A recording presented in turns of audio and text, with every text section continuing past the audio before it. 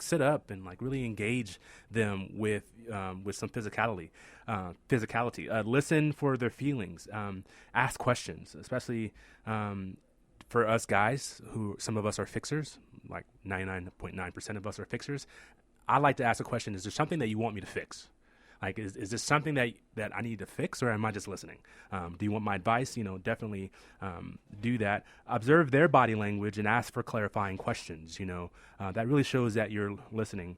And keep yourself from interrupting. Like, fight the urge to cease listening and wait to say something. I think that is the American form of communication. You're talking, and while you're talking, I'm waiting for you to stop moving your lips so I can say something that is very intelligent or funny or both, so I can sort of derail the conversation. So it really does.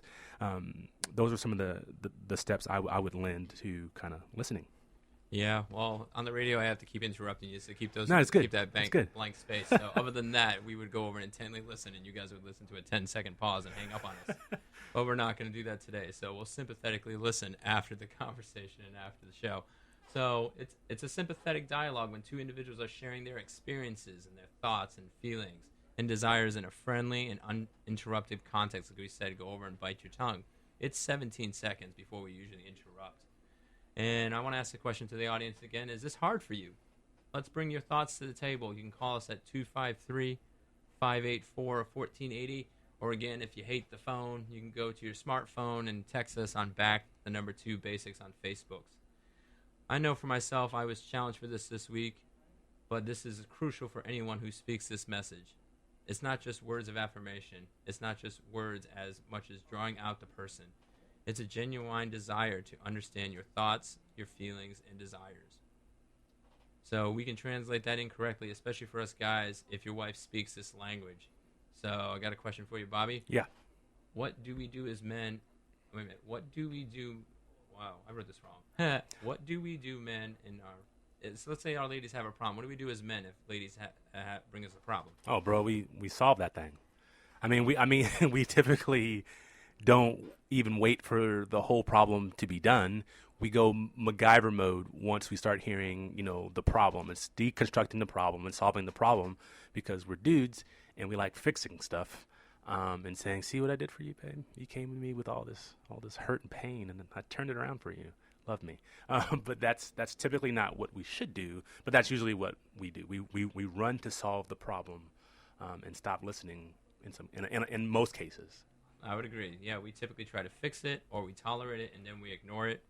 And men, we need to do what Jesus does and listen more than just speak. And we're going to reference James 3, 1 through 12. That gives us a good feedback on how to listen instead of speak. Yeah, James 3, 1 through 12. Not many should become teachers, my brothers, because you know that we will receive a greater judgment. For we all stumble in many ways. If anyone does not stumble in what he says, he is a perfect individual, able to hold and check his whole body. If we put bits into the mouths of horses so they obey us, we also guide their whole bodies. Behold, also ships, although they are so large and are driven by strong winds, they are guided by a very small rudder, wherever the inclination of the pilot wishes. So also the tongue is a small member of the body, and boasts great things.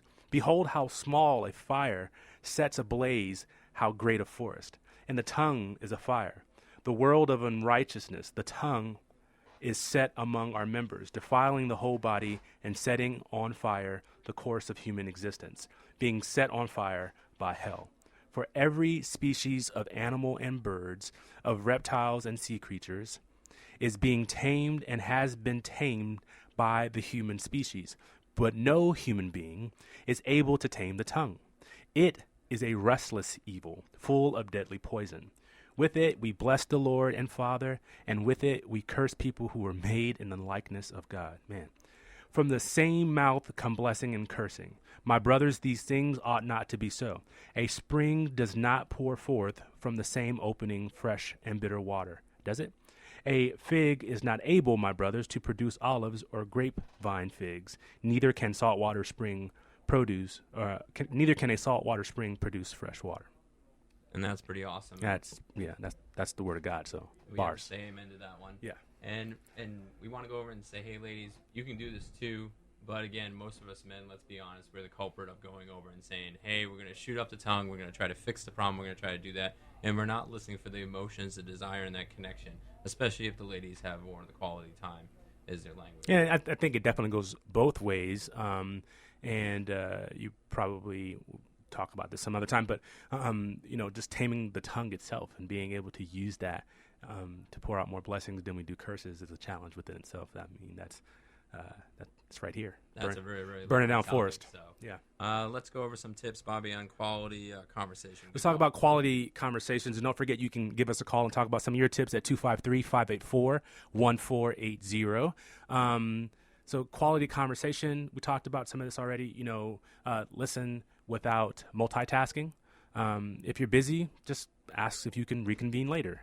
Listen for feelings, and seeing if advice is necessary, observing that body language, clarifying questions, and do what you can to resist the need for interrupting. Wait that 17 seconds, get past that 17 seconds, turn it into a minute, and listen.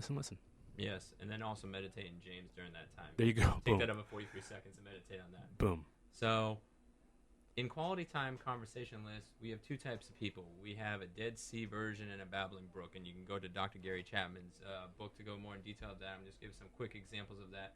The Dead Sea person goes over, and the Dead Sea pretty much gets a bunch of salt in there, and it keeps receiving and receiving and receiving, but it doesn't give. So that's a person that you go home and like, how's your day? Fine. And that's all they do. Or you try to ask them about their emotions and feelings, and they don't know how to answer that. And then you have the babbling brook, which is pretty much myself, so I'll just die myself out in there.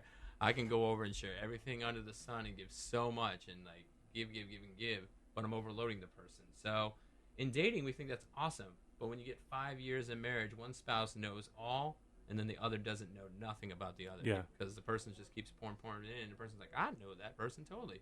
But then you find out the other person you don't know at all. So how do we avoid this? We're going to try to suggest you do some daily sharing time. And what is that? It's carving out time for both of you to share. Will grow each other. So you're taking that time and saying, hey, I want you to share a little tidbit of life, or have like a little discussion and say, hey, we're going to talk about this today, or this particular topic. I want to know about you. Like, what is your thoughts on this? And what is your thoughts about this and that, and so forth. And so where do you sit in the conversation on that parallel? You can give us a call at 253-584-1480. It's just 10 digits. You can dial in anytime. We'll answer. We'll interrupt our conversation. Or you can text us on Facebook, because I know everybody's hating the phone nowadays. So you can text us at Back to Basics page. So our last dialogue we're going to go into, we have 5 minutes left. 5 minutes. Yep. And our last dialogue is quality activities. I think this is Bobby's favorite. So I love quality activities, man. Yep. Since my man Bobby thrives in this, I'll let him take this piece. So if you want to speak on that, here's your handy-dandy notes. Yeah, so I think it's really about remembering that dating scene. I think that we should never one of the goals of a Christian marriage should be to never stop dating. That the surprises and those feelings of, man, I can't wait to see my husband, I can't wait to see my wife, I can't wait to spend that time with her, that should thrive. And I don't want to just talk about the Pollyanna pieces of this where it's all roses and daisies. There are challenges that come in life, and we're dealing with two broken people, but we're dealing with two broken people who are in the midst of an awesome creator. And so I think when we set our hearts on planning these events, that we should just do that within the scope of still dating. So attend events that you don't necessarily want to go to. If your spouse is into comic books or they want to go to Comic-Con, go to Comic-Con. Oh yeah, Comic-Con. Go to Comic-Con and dress up. Like, be that spouse, right? Or if they're into this ballroom dancing, go do that. Go explore the things that really make them who they are in the spaces that they enjoy. Really, really do that. And so, you're earning points, but we're not doing this to earn points. We're doing this to give to the other person. So don't keep a Try not to keep a bank, if you will, of, hey, I remember that Comic-Con thing where I dressed up as a squirrel? You owe me one. You don't want to do that, but you definitely want to be intentional about it, and you want to go above and beyond yourself to make it happen. And yeah, it's just really about, we have a can. We have several cans that we got when we got married. Is that a call on the line right there? 253-584-1480. You can call and talk about some of the things that you do to keep dating. But we have this can that's on our room, and what happens is we can pull out dates out of that can, and there's things in there like take a walk or have a picnic, lunch, or whatever. But that is consistent, something that we want to continue doing. We're about 3 to 4 months in. If she's listening, she's gonna be upset because I probably got that wrong. But we definitely want to be intentional about spending that time. Yeah, well, you don't have Rain Man all the time like me, so you can't go over and remember the exact hours and seconds like I go over to do. Looks like we kind of lost the call, but okay, it's all right. You can Call back. Us back on Facebook too. So, all right, so let's give examples of things that you can go to other than the Comic-Con. You can do gardening. You can visit historic sites. Maybe do birding, which I don't know what birding is, but that was an example in the book. Going to a concert. Working out together. Oh, yeah, build those guns. There you go. Have a couple over for homemade soup and bread. It's kind of outdated in the references.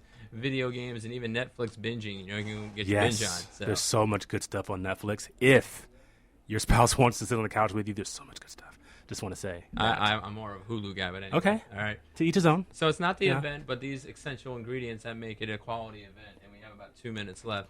At least one person wants to do it, the spouse or you. The others are willing to do it, be sacrificial, and both of you know why you're doing it, to express love for being together. It forges a memory, and that's one of those things. Outside of food, you're foodie. If you're a foodie, basically the oral facto kicks in, and that's why everybody loves food. I hate food personally. I married a wife that's be a personal chef. It's kind of messed up, isn't it? I know. Bro. I'm sorry. I'm just not a foodie guy.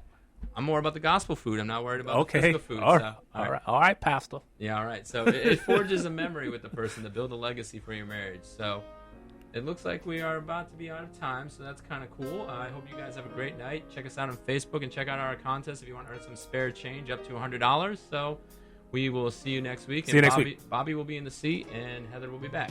All right. Bye. Thanks. Good night. I couldn't seem to fall asleep. There was so much on my mind, searching for that peace, but the peace I could not find. Clay keeps you informed. 1180 AM, KLAY, Lakewood, Tacoma.